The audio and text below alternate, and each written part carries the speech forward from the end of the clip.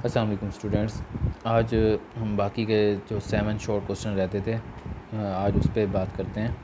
सबसे पहले लिखा हुआ है, कहते हैं derive equilibrium constant expression for the synthesis of ammonia from the nitrogen and hydrogen. Nitrogen और हाइड्रोजन से हमने इसकी यानी कि हमने इक्विलिब्रियम कांस्टेंट एक्सप्रेशन बनाना है। इसके बारे में हमने जो इक्विलिब्रियम कांस्टेंट जो है ये हमने रीड किया था पेज नंबर आई थिंक 8 पे। ठीक है, पेज नंबर 8 देख लेते हैं, वहाँ पर हमने क्या रीड किया था और हमने बनाना अमोनिया का है। पहले मैं आपको बता दूं कि हमारे पास इक्विलिब्रियम कांस्टेंट बनता कैसे है। इक्विलिब्रियम कांस्टेंट जो होता है वो हमारे पास रेशो होती है प्रोडक्ट के कोफिशिएंट्स के और हमारे इसके अलावा रिएक्टेंट के कोफिशिएंट्स के। ठीक है, तो हम इसको देख लेते हैं कि क्या डेफिनेशन है पहले। जी, पेज नंबर 9 पे लिखा हुआ है क्वेश्चन नंबर 8 का आंसर। वैसे इसकी सिर्फ डेफिनेशन है, हमने जो एक्सप्रेशन बनाना है वो अलग से है। ये सिर्फ डेफिनेशन आपको समझाने लगा हूँ। कहते हैं कि के सी जो होती है यानी इक्विलिब्रियम कांस्टेंट जो होता है वो product of concentration of product raise to the power of coefficient. ठीक है, हमारे पास प्रोडक्ट की कंसंट्रेशन होती है और उसकी पावर जो होती है कोफिशिएंट्स की होती है। इसके अलावा हमारे पास प्रोडक्ट होता है, प्रोडक्ट यानी मल्टीप्लाई ऑफ कंसंट्रेशन होती है और रिएक्टेंट की कंसंट्रेशन। ठीक है, रिएक्टेंट की कंसंट्रेशन को आपस में मल्टीप्लाई करना है और उसके बाद पावर जो लगानी है वो जो कोफिशिएंट होते हैं उनकी पावर लगानी है। ये बात अभी आपको एक एग्जांपल से समझ आ जाएगी जब हम अमोनिया का एक्सप्रेशन लिखेंगे। यहाँ पर हम अमोनिया की एक्सप्रेशन बना लेते हैं। ये था क्वेश्चन नंबर 8। ठीक है, इसका आंसर दे रहे हैं हम। सबसे पहले हमें इक्वेशन बनानी होगी। इक्वेशन कैसे होगी, हमारे पास उन्होंने सिंथेसिस अमोनिया का है, हाबर प्रोसेस से हम बनाते हैं N2 प्लस 3H2, साथ होता है रिवर्सिबल रिएक्शन और साथ होता है 2NH3 यानी 1 मोल। इसके देखो ये यहाँ पे हमारे पास कोफिशिएंट आता है 1 मोल, यहाँ पे 1 कोफिशिएंट है, यहाँ 1 मोल ऑफ नाइट्रोजन है। उसके बाद हमारे पास है 3 मोल्स ऑफ हाइड्रोजन। इनके आपस में मिलने से हमारे पास 2 मोल्स ऑफ अमोनिया बनता है। इसके हम के सी की वैल्यू निकालते हैं। के सी किस तरह से निकलेगा, के सी मैंने अभी बताया प्रोडक्ट ओवर रिएक्टेंट होता है।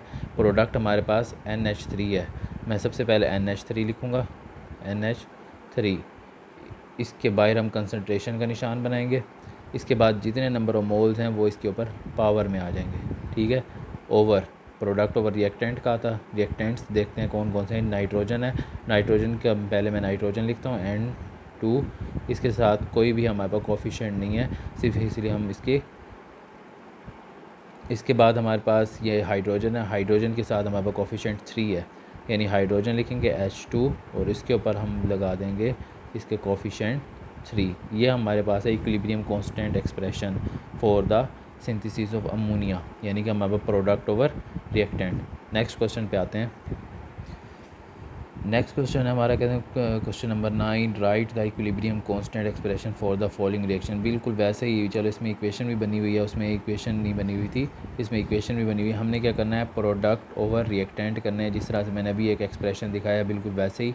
इसी तरह चले मैं इसमें से भी ये कर देता हूँ, पहले वाला कर देता हूँ, हाइड्रोजन आयोडाइड वाला हाइड्रोजन आयोडाइड वाला नोट कर लेते हैं।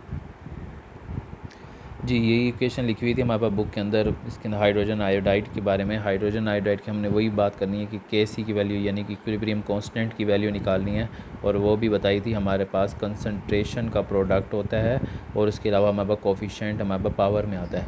सबसे पहले हम इसको देख लेते हैं, इसकी कंसंट्रेशन बनाते हैं। ये हमारे पास हाइड्रोजन आयोडाइड यानी प्रोडक्ट मैंने लिख दिया, इसकी हम कंसंट्रेशन बना देंगे और कोफिशिएंट जो है इसकी उसको हम पावर में ले आएंगे।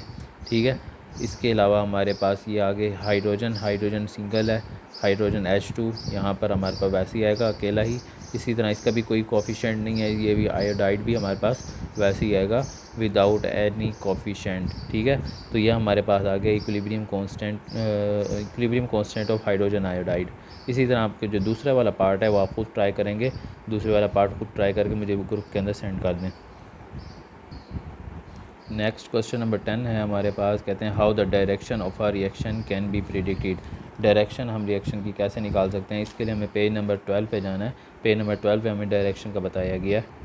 जी, यहाँ पे हमने पढ़ा था predicting the direction of reaction. ये वैसे तो लॉन्ग क्वेश्चन था, मैंने आपको पहले भी बताया था, लेकिन यहाँ पे हमने क्या करना होता है, QC की वैल्यू निकालनी होती है, जिसको कहते हैं रिएक्शन कोशेंट। QC असल में होती क्या चीज़ है? QC हमने इसमें से बिल्कुल KC की तरह की वैल्यू होती है, लेकिन KC तब निकाली जाती है जब बिल्कुल इक्विलिब्रियम अटेन हो जाए। जबकि QC कब निकाली जाती है? जब हमारे पास दरमियान में ही कोई भी यानी कि दरमियान में अभी रिएक्शन चल रहा है, चलते हुए मैं चेक करना चाहता हूँ कि इक्विलिब्रियम अटेन हुआ है कि नहीं हुआ, तब हम उसके लिए हम क्या करते हैं? QC निकालते हैं।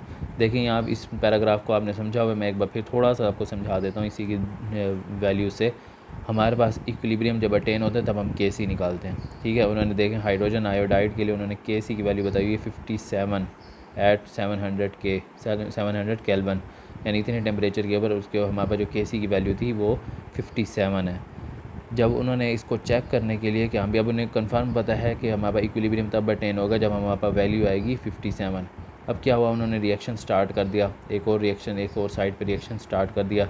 अब वो थोड़ी देर बाद उन्हें लगा कि हाँ भी अब हम चेक करते हैं कि क्या हमारे पास जो रिएक्शन है वो सही डायरेक्शन में जा रहा है, अभी फॉरवर्ड डायरेक्शन में जा रहा है, क्या हो रहा है इस रिएक्शन में। तो क्या करते हैं वो, ड्यूरिंग द रिएक्शन को होते ही दरमियान में ही वो एक वैल्यू यानी KC की तरह की एक वैल्यू यानी प्रोडक्ट ओवर रिएक्टेंट निकालते हैं। जब वो प्रोडक्ट ओवर रिएक्टेंट निकालते हैं तब उनके पास वैल्यू आती है 8, जिसको वो कहते हैं QC। यानी ड्यूरिंग द रिएक्शन जब भी हम कोई इक्विलिब्रियम लेने की कोशिश करेंगे उसको हम कहते हैं रिएक्शन कोशेंट। इक्विलिब्रियम नहीं कहेंगे, इसको हम रिएक्शन कोशेंट कहेंगे। तब हमारे पास उसकी वैल्यू आ गई 8। इसका मतलब हमने 57 तक पहुँच के वहाँ पे इक्विलिब्रियम अटेन करना है, जबकि हमारे पास वैल्यू आई है 8। खैर हमारे पास जो फ़िलहाल क्वेश्चन था कि हमें किस तरह से प्रेडिक्ट करना है कि डायरेक्शन ऑफ द रिएक्शन किस तरह से होती है, इसके लिए हमारे पास 3 तरह की वैल्यूज़ होती हैं। वो 3 वैल्यूज़ दिखा देते हैं जी। इसी क्वेश्चन नंबर 10 का आंसर है। क्वेश्चन नंबर 10 के आंसर में देख लें, हमारे पास उन्होंने पूछा हुआ था कि हम डायरेक्शन ऑफ द रिएक्शन कैसे फाइंड करते हैं। तो कहते हैं the direction of the reaction can be predicted by the value of QC, यानी रिएक्शन कोशेंट से हमने उसको कंपेयर करना है KC से। अभी मैंने आपको थोड़ा सा समझाया था थोड़ा सा कि हाँ भाई QC क्या होता है और KC क्या होता है। अब वो बता रहे हैं कि QC और KC की हमें कैसे पता चलेगा। तो कहते हैं अगर QC की वैल्यू कम होगी, लेस देन इज़ KC, ठीक है। अगर QC की वैल्यू KC से कम होगी तब हमारे पास रिएक्शन जो होगा फॉरवर्ड जा रहा होगा। अगर हमारे पास QC की वैल्यू जो होगी KC से ज़्यादा होगी तब हमारे पास रिएक्शन जो होगा वो रिवर्स में हो चला जाएगा। और अगर QC is equal to KC तब हमारे पास इक्विलिब्रियम होगा। देखें अभी हमने उस पेज पे जो है KC की एक वैल्यू लिखी हुई थी हाइड्रोजन आयोडाइड के लिए, वो था KC इज़ इक्वल टू 57.0, ठीक है। ये हमारे पास तो KC है। तो अगर जो हमने बाद में QC निकाला था, QC एक मैंने नीचे दिखाया था, वहाँ पे लिखा हुआ था वो 8, उसकी 8 वैल्यू थी। अब देखिए खुद ही देख लें, 8 QC की वैल्यू हमारे पास KC से कम है। इसका मतलब QC की वैल्यू जब हमारे पास लेस देन होगी KC तब हमारे पास रिएक्शन फॉरवर्ड था। इसका मतलब हाइड्रोजन आयोडाइड का जो रिएक्शन था वो हमारे पास फॉरवर्ड जाना था, उस जो पीछे एग्जांपल दी गई थी उसके अंदर। तो बहरहाल हमारे पास जो आंसर है वो हमारा यहाँ से यहाँ तक है। ये जो यहाँ से यहाँ तक लिखा हुआ है इसी को नोट कर लें, ठीक है। तो ये हमारे पास क्वेश्चन नंबर 10 का आंसर है। Now question number 11। Question number 11 में कहता है how can you know that the reaction has achieved an equilibrium state. किसी भी रिएक्शन में इक्विलिब्रियम स्टेट अचीव हो चुकी है, हमें कैसे पता चलेगा। बिल्कुल वैसे ही डायरेक्शन ऑफ द रिएक्शन में जैसे हम मालूम कर रहे थे वहीं से ही पता चलेगा। यानी कि हमारे पास QC की value is equal to KC की वैल्यू हो जाएगी। यानी when QC value is equal to KC, उसको हम कहेंगे इक्विलिब्रियम हैज़ बीन अटेन्ड। ये हमारे पास वही पेज नंबर 9 पे लिखा हुआ है, उस पर नोट कर लें। सॉरी, पेज नंबर 13 पे लिखा हुआ है। पेज नंबर 13 पे लिखा हुआ है, कहते हैं if the QC is equal to KC forward and reverse reaction take place at equal rate that is equilibrium has been attained. ये हमारे पास यहाँ से यहाँ तक हमारे पास जो है ये हमारे पास उसी क्वेश्चन नंबर 11 का आंसर है। तो अगर आप ये यानी कि हमारे पास QC की वैल्यू KC की इक्वल हो जाएगी तो बिल्कुल हमारे पास इक्विलिब्रियम स्टेट अटेन हो जाएगी। नेक्स्ट हमारे पास क्वेश्चन है क्वेश्चन नंबर 12। नेक्स्ट वो कहते हैं what are the characteristics of reaction has that has establish the equilibrium state at once. हमारे पास उसकी क्या कैरेक्टरिस्टिक्स होंगी जिसने अभी के अभी जो है इक्विलिब्रियम स्टेट जो है अटेन की है। लाज़मी बात है, इक्विलिब्रियम स्टेट अटेन की है तो हमारे पास वो रिवर्सिबल रिएक्शन होगा। हमेशा रिवर्सिबल रिएक्शन ही इक्विलिब्रियम अटेन करता है, यानी जिसमें रिएक्टेंट से जो प्रोडक्ट और प्रोडक्ट से दोबारा रिएक्टेंट बन रहे होते हैं वही अटेन करता है। तो मेरे ख्याल से उसकी की करैक्टरिस्टिक्स जो हैं वो अटेन होंगी। इसके बारे में मैंने नोट किया हुआ है, हम इस क्वेश्चन का आंसर वहाँ से ले लेते हैं। कहते हैं द रिएक्शन अटेन इक्विलिब्रियम और रिवर्सिबल रिएक्शन। वो वाली reaction, those reaction which attain equilibrium वो हमारे पास रिवर्सिबल रिएक्शन होते हैं। सबसे पहले हमारे पास है इसकी जो करेक्टरिस्टिक्स हैं उसमें dynamic state is establish with very small conversion of the reactant into product. इसकी पहली करेक्टरिस्टिक्स ये है, यानी इसकी जो डायनामिक स्टेट आएगी वो तभी आएगी जब हमारे पास थोड़े से ही कुछ रिएक्टेंट जो होंगे वो प्रोडक्ट में चेंज हो जाएंगे। इसके बाद हमारे पास नंबर 2 है, कहते हैं वही जो हमारे पास रिवर्सिबल रिएक्शन वाली करेक्टरिस्टिक्स हैं, कहते हैं these reaction never goes to completion, ये वाली रिएक्शन कभी कंप्लीट नहीं होते। नंबर 3 है प्रोसीड इन बोथ डायरेक्शन, और ये दोनों यानी फॉरवर्ड और रिवर्स दोनों में ही चलते रहते हैं। तो हमारे पास ये इसका क्वेश्चन नंबर 12 का आंसर है। नेक्स्ट क्वेश्चन देखते हैं, क्वेश्चन नंबर 13। क्वेश्चन नंबर 13 है, कहते हैं if the reaction quotient QC of a reaction is more than KC what will be the direction of the reaction. वही वैल्यू जो मैंने भी थोड़ी देर पहले बताई थी, अगर QC की वैल्यू ग्रेटर देन होगी KC से तब हमारे पास डायरेक्शन क्या होगी, हमारे पास डायरेक्शन जो होगी वो हमारे पास रिवर्स होगी। अगर QC की वैल्यू ज़्यादा हो जाती है तो हमारे पास डायरेक्शन रिवर्स हो जाएगी। क्वेश्चन नंबर 14 पे आते हैं, कहते हैं an industry was establish based upon a reversible reaction, it failed to achieve product on commercial level, can you point out the basic reason of its failure being a chemist. वैसे question बहुत ज़्यादा important नहीं है, board में शायद ही कभी आया जाए, मैंने आज तक तो कभी नहीं आया, लेकिन इसका आंसर ज़रूरी है। कहते हैं कि एक इंडस्ट्री इस्टेब्लिश हुई है, बनाई गई है, उसके वो रिवर्सिबल रिएक्शन करती है, it fail to achieve product on commercial level, लेकिन वो हमारे पास कमर्शियल लेवल पे बहुत अच्छी यानी प्रोडक्ट वगैरह नहीं दे सकी। क्यों?